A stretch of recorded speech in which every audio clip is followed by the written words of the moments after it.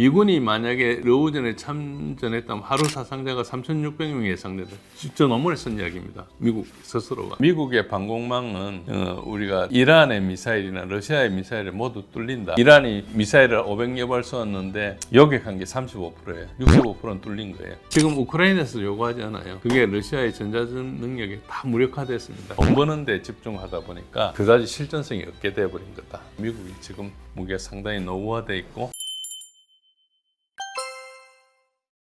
미국의 군사력은 일단 너무 구식이다. 그래서 항모는 20세기 전력이고 지금 현재는 현대전에서 극초음속 미사일이 발달했는데 여기서 매우 취약하고 지금 전쟁부 장관 피트 헥세스가 민간인일 때 한 이야기가 동영상이 지금도 떠돌고 있습니다. 중국과 충돌할 경우에 미국 항모정단이 20분 내에 전멸할 수 있다. 미국 항모가 11척인데 다 가더라도 20분 내에 전멸한다. 극초음속 미사일 앞에서는 항모는 우리가 시팅 닭이라 그래요. 오리가 날아다니지 않고 앉아 물속에 떠 있으면 그거 쏘는 거 쉽잖아요. 그걸 이야기하는 거예요. 그러니까 시팅 닭이란 말을 씁니다. 그리고 두 번째는 방공망이 너무 약해요. 그러니까 미국의 방공망은 우리가 이란의 미사일이나 러시아의 미사일을 모두 뚫린다. 러우전에서는 패트리어트 우크라이나 있잖아요. 그걸 이스칸데르 미사일을 파괴해요. 그런 동영상이 다수 존재합니다. 미사일을 막기 위한 건데 미사일에 의해서 방공무기가 포대 하나에 1조씩 하는 그 무기가 없어지는 거죠. 그리고 지난 6월 달에 12일 전쟁이라 해가지고 이스라엘 이란 무기에 미사일에 뚫렸거든요. 그 데이터가 여러분 이스라엘은 아주 좁은 지역에 온갖 방공망이 다 있거든요. 그러니까 방공무기는 세계에서 가장 밀도가 높은 데입니다. 북한도 밀도가 높죠. 북한하고 비교되지 않을 정도로 밀도가 높아요. 그래서 이스라엘은 단위 면적당 세계 최고 수준의 방공 전력을 가지고 있는데 그게 다 미국 기술입니다. 뭐 이스라엘에 AI나 라팔이나 이런 데가 있지만은 대부분 중요한 거 통신 모듈만 이스라엘제를 하고 나머지는 대부분 미국 기술이거든요. 그런데 여러분도 아시는 유명한 아이언돔이나 에로우2, 에로우3, 그다음에 데이비드 슬링, 뭐 미국에서 온 패트리어트, 사드, 그리고 미국 함정이 구축함이 와가지고 한 SM3, SM6 이게 다 총동원됐지만 그 12일 전쟁을 이란이 미사일을 500여 발 쏘았는데 요격한 게 35%예요. 65%는 뚫린 거예요. 한두 개 갖다 놓은 게 없는데 우리나라도 방공망이 밀도가 높지 않거든요. 그래도 뭐 좀 갖다 놨지만은 그거하고 비교가 안 될 정도로 많죠. 우리나라의 탄도탄 방어 레이더가 슈퍼 그린파인 레이더 이스라엘제예요. 그러니까 이스라엘이 그걸 많이 투자하다 보니 기술이 좀 발달한 부분도 있는데 그럼에도 불구하고 다 뚫린 거죠. 그러니까 이제 방공망이 미국이 약하고 미국이 약하다는 것은 서방 전체가 약하다고 볼 수 있습니다. 우리를 포함해서 그렇다 볼 수 있고요. 그리고 미국이 자랑하는 정밀 유도 무기가 아까도 좀 말씀드린 바 있지만 이 정밀 유도 무기가 지금은 이제 러시아가 다 무력화해가지고 지금 우크라이나에서 요구하지 않아요. 그래서 미국이 우크라이나의 구형 무기만 준 걸로 알고 계시지만 그렇지 않습니다. 우리가 게임 체인저라 그러면서 엄청나게 많은 첨단 무기를 제공했는데 그게 러시아의 전자전 능력이 다 무력화됐습니다. 러시아가 처음부터 다 무력화시킨 건 아닌데 길면은 2달, 짧으면 이틀 만에 다 무력화시켰어요. 그러니까 러시아가 가지고 있는 기술이 많은 거죠. 그거를 이제 소위 말해서 무기체계로 만들지는 않고 있다가 전쟁이 나니까 빨리 동원해가 해결했다는 것이죠. 그런 분야에서 특히 우주나 방공이나 미사일이나 그리고 이런 전자전이나 이런 쪽으로 가면은 러시아보다 미국이 우수하지 않습니다. 요거는 우리가 미국 육군전쟁대학 아미 워칼리지라는 데서 나오는 개간지가 있습니다. 한 계절에 한 편씩 나오는 논문인데 파라메터즈라고 그게 이제 굉장히 좋은 논문들이 많은데 2023년도에 그 논문이 실린 것이 있는데요. 우크라이나 전쟁에서 드러난 주요 교훈이라 해서 이제 쭉 그 논문에 써놨는데 제가 그걸 요약해서 헤드라인만 이렇게 말씀드리겠습니다. 일단 지휘 통제 시스템이 취약한 그런 취약성이 노출됐다. 그래서 과거에 아프간이나 이런 데 들어간 것과 달리 지금은 완벽한 통신과 대형 지휘소 이런 것들이 실제로 옛날에는 아무 데 들어갔을 때 마음대로 누릴 수 있었는데 전자전이나 무인기나 위성 인지를 가진 적 앞에서는 이런 것들을 생존할 수 없다. 그러니까 통신이 늘 보장이 안 되는 거예요. 대형 지휘소가 있어도 그게 지휘소에서 늘 정보가 흘러 들어오는 게 아니고 계속 끊임없이 교란되고 방해받는다는 것이죠. 그래서 지휘 통제 시스템을 지금처럼 설계해서는 안 된다. 완전히 이제 소위 말해서 어떤 상황에서도 버틸 수 있게 이렇게 해야 된다. 그렇게 이야기했고요. 저것은 과거에 스마트식으로 이렇게 갔던 지휘 통제 발전하는 그런 걸 리비키 교수나 이런 분들이 이야기했던 그거와 상당히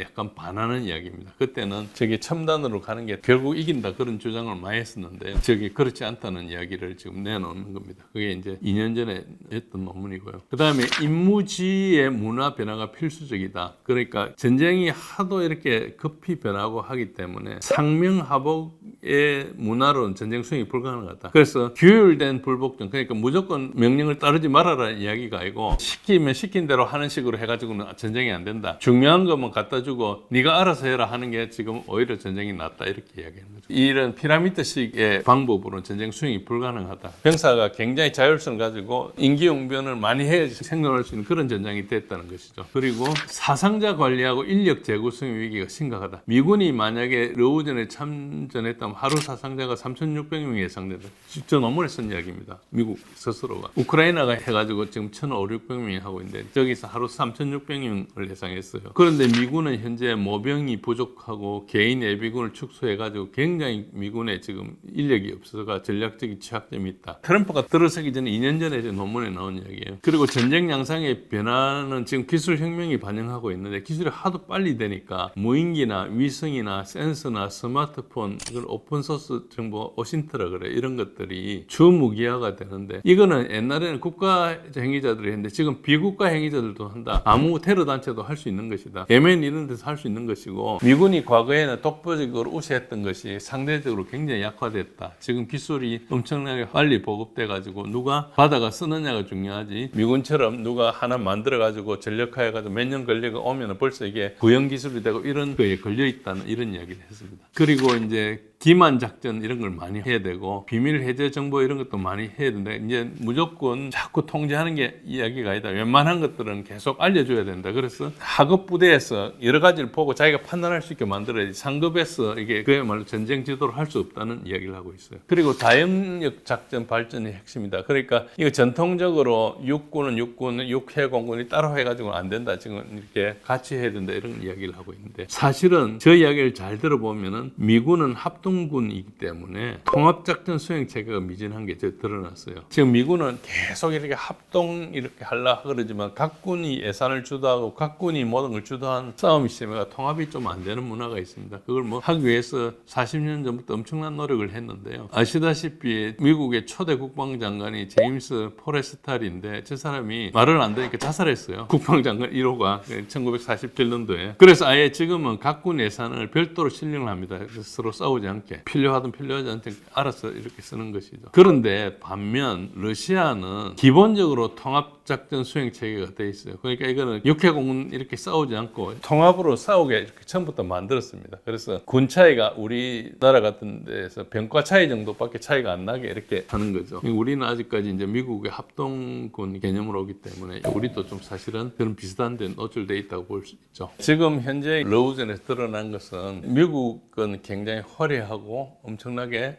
오랫동안 투자하고 했지만은 실전에서 효용성은 상당히 문제가 됐다는 것을 미국 스스로도 발견하고 있고요. 그리고 그 사이에 전쟁을 하면서 러시아도 문제가 많았지만 상당히 극복을 하고 나아갔다는 점이 있고, 그리고 러시아는 미국처럼 엄청나게 화려하게 투자는 하지 않았지만은 그런 시스템적으로는 그렇지만 여러 가지 잠재적인 능력이 많이 있고, 그리고 가장 큰 것은 비용 구조가 미국에 비해서 엄청 싸다. 그러니까 이득을 계속 민간이 빼먹는 구조가 실제로 그 민간이 이득을 취하면서 창의력을 발휘해가지고 좋은 걸로 갈 때는 효과가 있는데, 개발하고 창의력을 발휘한 쪽에서 부가가치를 가져가게 하는 것은 유인 효과가 있지만은 지금은 그게 너무 효과보다는 돈 버는 데 집중하다 보니까 무기 자체가 그다지 실전성이 없게 돼버린 거다. 그런 게 이제 가장 크고, 그래서 여러 가지 이제 그 문제가 누적돼가지고 미국이 지금 무기가 상당히 노후화돼 있고, 러시아는 상당히 조금 전쟁을 하면서 상당히 문제를 개선해나가고 있다. 뭐 그것은 전쟁하면 생길 수 있는 문제지만은 현재로 보면은 그래서 미국이 상당히 취약성을 드러내고 있다 이렇게 보시면 됩니다.